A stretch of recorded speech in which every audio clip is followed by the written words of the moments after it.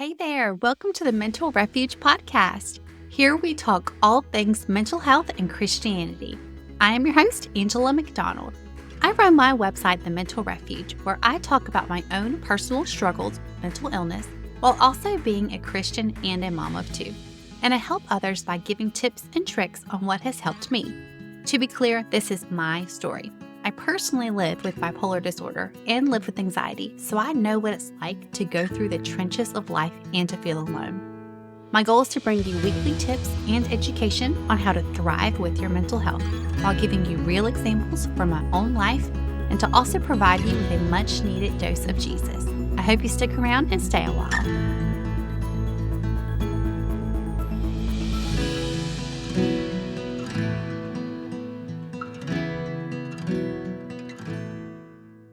Welcome to the newest episode of the Mental Refuge podcast. I'm so glad you're here and listening today.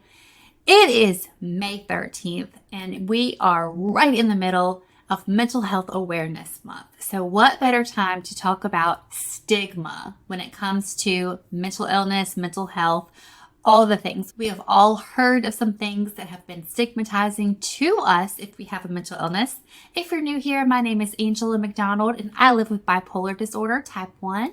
I'm a wife and a mom of two, and I am a Christian. I believe that Jesus, therapy, and medication all go hand in hand. So let's go ahead and jump on into today's episode and talk about mental health stigma. So some quick stigmas for you that are popular, as in I hear it all the time. Everybody hears these things. I'm certain that if you have a mental illness yourself, that you have heard these things before. So common stigmas are, this is all in your head. You are just nervous, especially if you have anxiety. Maybe you've heard the devil is inside of you. You're a worrywart if you struggle with anxiety. Just calm down. Oh, that's the big one. Just calm down. You're just trying to get out of doing something, especially when that comes to anything really. When it comes to anxiety, maybe you have a panic attack. If you are depressed, if you're laying in bed and you just cannot get out, maybe somebody has said to you, you're just trying to get out of doing something when you know that that's not the case. Maybe somebody has called you lazy. Maybe somebody has said, you have nothing to worry about. What have you got to be depressed about? I have had a family member tell me this before. She said, you've got a great job. You've got a great husband who adores you. You've got kids who love you. What could you possibly be depressed about? And I'm like, I don't know. Gee, I don't know why I haven't thought about that. You might have heard, get over it. You're selfish. You're a slob. You're grumpy all the time. You're two-faced. You're crazy. You're incompetent. You're delusional. You're violent or dangerous. And also, maybe you've heard that you cannot hold down a job. These are all stigmas that are related to mental health, and I'm here today to break those stigmas. So I found this great article from NAMI, spelled N-A-M-I. If you don't know what NAMI is, it stands for National Alliance on Mental Illness. They're the world's largest grassroots mental health organization, and their goal is to raise awareness and provide support and education on mental illnesses. So I found this article from NAMI, and I thought it was really cool, and I'm going to read just a little bit of it. They say most people who live with mental illness have at some point been blamed for their condition. They've been called names. Their symptoms have been referred to as a phase or something that they can control if they only tried, in quotation marks. They have been illegally discriminated against with no justice. This is the power that stigma holds. Stigma causes people to feel ashamed for something that is out of their control. Worst of all, stigma prevents people from seeking the help that they need. For a group of people who already carry such a heavy burden, stigma is an unacceptable addition to their pain. And while stigma has reduced in recent years, the pace of progress has not been quick enough. All of us in the mental health community need to raise our voices against stigma. Every day in every possible way, we need to stand up to stigma. So basically what NAMI did, the National Alliance on Mental Illness, is they posted a question on Facebook and said, how do you fight stigma? And what I'm going to share with you guys today is some of these answers from real people who live with a mental illness, how they personally fight stigma. I want to note everybody fights stigma in a different way, and I'm going to highlight a few of those ways. So the first person, Angela, not me, Angela, but another Angela, shared, I fight stigma by talking about what it's like for me to have bipolar disorder and PTSD on Facebook. Even if it just helps one person, it is worth it for me.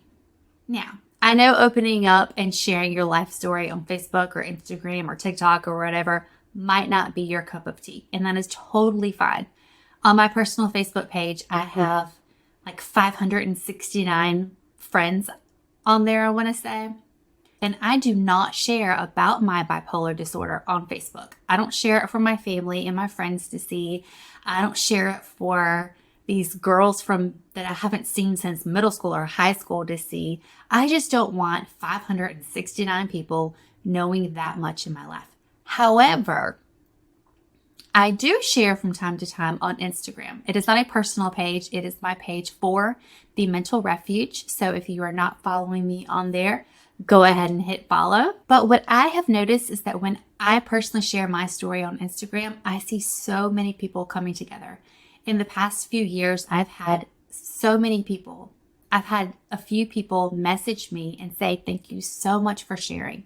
I've had real life conversations with people that I've met on Instagram. Well, not in real life face to face, but I have messaged people on Instagram, been part of conversations, and it really is beneficial when somebody opens up and shares their story. They know that they're not alone. I remember one time I talked to this girl, her name was Jennifer, and I met her through Instagram. She found my account, The Mental Refuge, and her husband was newly diagnosed with bipolar disorder. And I think at the time, maybe they didn't know that he had bipolar disorder, but he eventually did get diagnosed. But she would private message me a few times a week and ask me, hey, what does this symptom feel like? Hey, what are you working on in therapy? What has worked for you that can work for my husband? Now, we don't talk anymore. I haven't messaged her. She hasn't messaged me in a few years now. But because I opened up with my struggles, she came to me. She found me and she was able to ask questions and also relate to me so that she could get her husband the help that he needed. So you may not feel comfortable sharing to a certain population your mental health diagnosis, and that is completely okay. But something else you can do when it comes to social media is share those posts, share those mental health awareness posts that you're seeing going around right now in May or any other time of the year. Maybe give a generic, hey, I struggle or I have in the past. If you need help, call 988, which is the suicide prevention hotline. Any information that you can find surrounding mental health, even if you don't share your own personal story, hit that share button and let other people know that, hey, you're not alone. This next comment about stigma was from Sarah. Sarah said, I take every opportunity to educate people and share my personal story and struggles with mental illness. It doesn't matter where I am. If I overhear a conversation or a rude remark being made about mental illness or anything regarding a similar subject, I always try to use that as a learning opportunity and gently intervene and kindly express how this makes me feel and how we need to stop this because it only adds to the stigma. So, personal story time. The other week on Facebook, somebody that I actually know, somebody from my hometown, was posting something, and I don't even remember what it was about, but it was something that was controversial to some people. And one person commented and said something like, this is what's wrong with mentally ill people. And also said, and we need to put an end to this. Now, I don't know if that person was trying to say, we need to put an end to this situation or we need to put an end to mentally ill people, but they said, this is what's wrong with mentally ill people. It took all of me. I am not a keyboard warrior by any means. I don't go around typing out mean messages to people, but it took all of me. I could feel my blood pressure rising that day, and I don't even have high blood pressure. I was getting heated because I so badly wanted to comment to this stranger that I don't know. She knows We have that mutual friend who made the post. I so badly wanted to comment. This comment, your comment, is so hurtful for people who actually have a mental illness. So hurtful. But I didn't. And like this girl Sarah said, she gently intervenes and kindly expresses how those hurtful statements make her feel. I knew that in that moment I would not have been kind, and I probably would have ended up crying over it. So I didn't share a comment at all. Now, looking back, I still remember that, and this was 1 or 2 weeks ago. And part of me wishes that I did make that comment, but the other side of me is like, you know what? The time has passed. It's too late now. I'm not going to go back and write that comment, right? So it is completely fine. Life moves on. If it happens again, maybe I'll speak up next time. Help me stated, I fight stigma by reminding people that their language matters. It is so easy to refrain from using mental health conditions as adjectives, and in my experience, most people are willing to replace their usage of it with something else if I explain why their language is problematic. I have shared with you guys before, I have heard so many things. I have heard the weather is bipolar. The weather is so bipolar today because it went from sunshine and happy to cloudy and thunderstorm rain and then sunshine and happy again.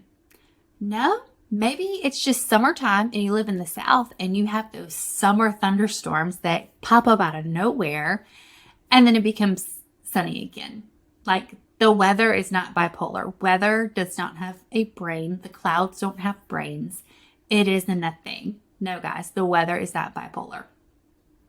I also shared with you guys before that somebody said that she thought that her baby was bipolar because he would go from really happy and giggling and smiling to just a sudden burst of tears. And I explained to her, I was like, no, girl, your baby is not bipolar. He's a baby, and it's just what they do. Also, when people say they're psychotic, are they really psychotic? Are they hearing things that aren't there? Are they seeing things that aren't there? Because that's the definition of being psychotic or having psychosis. So I don't think the regular run-of-the-mill person who might raise their voice or yell or throw something out of anger or makes a scene at Starbucks because they didn't get their order right, whatever it is, that does not mean that they are psychotic. We've got to get that out of our minds. And a big one for me, to change the language. I cannot stand it when somebody says that they have PTSD from a bad experience when they are out somewhere, say at Walmart or they're at a restaurant. I have heard so many people say, I have PTSD from working at this place. I have PTSD from working at Walmart and I had to load up these heavy bags of dog food. What? That is not PTSD, guys. No. If you go to a restaurant and somebody gets your order wrong and they spill their food all over you or whatever it may happen, and you just don't want to go back, that just means that you don't want to go back. That does not mean that you have PTSD from that experience. And when you share these things, when people say these things like the weather is bipolar, so-and-so is psychotic, I have PTSD from working at Walmart or from this bad restaurant experience, how do you think that makes us feel? It makes us feel like our feelings aren't valid, or that even worse, we're being made fun of. And that is not a good feeling to have. Some people say those things in jest and they're probably just not thinking when they say it, but it can be really hurtful when the correct language isn't used. This was probably my favorite comment, which I'm going to explain. Megan commented, I find that when people understand the true facts of what a mental illness is, being a disease, they think twice about making comments. I also remind them that they wouldn't make fun of someone with diabetes, heart disease, or cancer. So when it comes to medication, people don't think twice about taking medication for diabetes, heart disease, high cholesterol. You don't think twice about it. How many of you would look at someone and say, I can't believe you're on medication for high cholesterol. Why don't you just exercise? You'll feel better. Nope, you would never say that because that's pretty stupid. But people are stupid and say those things about mental illness as well. I had a therapist in the past who I saw one time. We just did not click. I knew for 100% certainty that she was not going to be the right therapist for me. And I was deeply depressed. I was in a suicidal episode, or a very depressive episode. I had those suicidal thoughts. And she was so focused on that very first session upon meeting me about my weight. Now, this is when I was 90 pounds heavier than I am currently, but she was so focused on my weight. And she was convinced that my depression was because I was overweight. And because I was overweight, that it was causing low self-confidence. And I told her, yeah, I probably do have low self-confidence. It could be better. But that's not what's causing my depression. My depression is because I have bipolar disorder, a major mental illness. And she kept going on and on and on about it. And then she said, well, why don't you just exercise? You'll feel better. That made me feel so dumb. That made me feel like I was an imposter, or maybe I don't have bipolar disorder. If I can just exercise and feel better, then what am I doing? Why don't I just do that? And then those thoughts were fleeting. They did not last long. I snapped back into reality after having those thoughts. And I was like, you know what? No, this isn't right. I do have a major mental illness. I have bipolar disorder. It can't just be taken away by exercise. I do have to have medication. I do have to go to therapy. I do have to see a psychiatrist to get that medication. There are so many things that encompass it.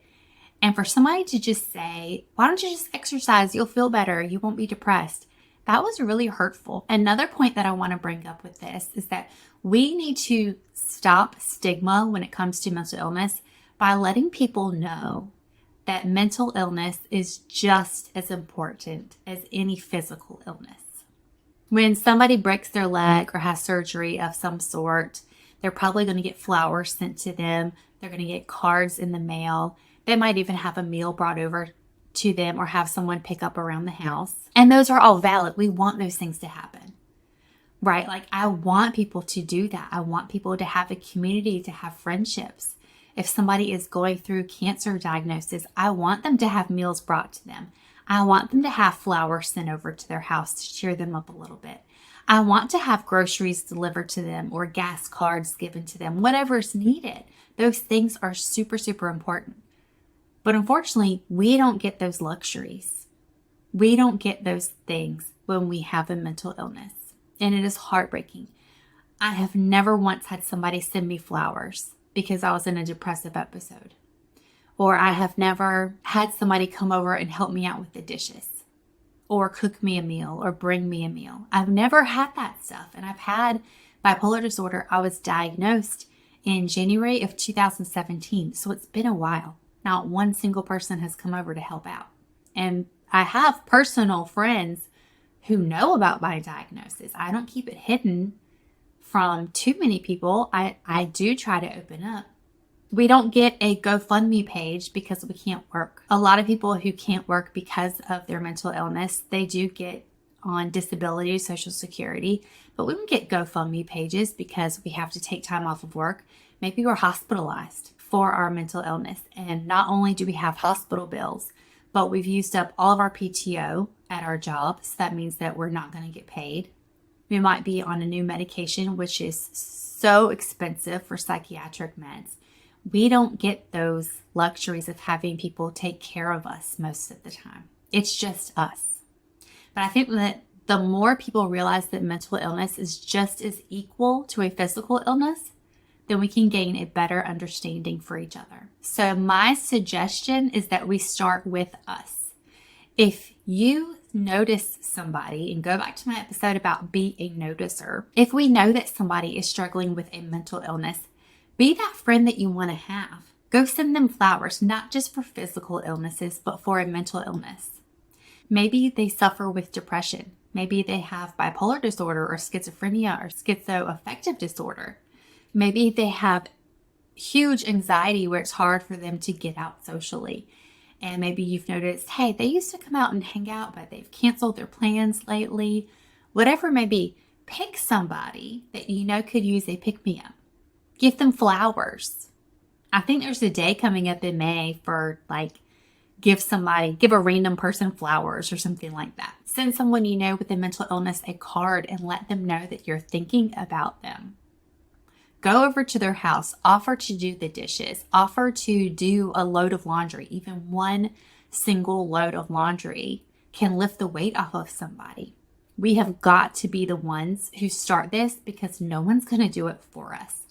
So once people see that, hey, mental illness is just as important as physical illness, maybe that'll help reduce the stigma. That is my hope one day.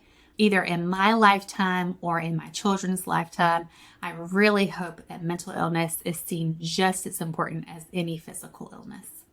The next thing we can do to fight stigma, Isabel says, I fight stigma by saying that I see a therapist and psychiatrist.